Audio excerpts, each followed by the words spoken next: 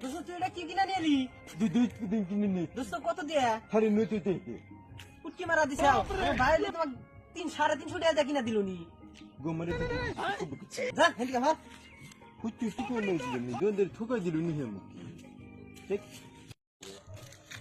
দোস্ত হ্যাঁ কত এটা কি কিনা নিয়ে এলেন? দুই কিনেছি দিতে কত জানলেন দুইটা? 350 দে কেস মারা দিছে বাইরে 150 টাকা কিনে দিল নি অনেক।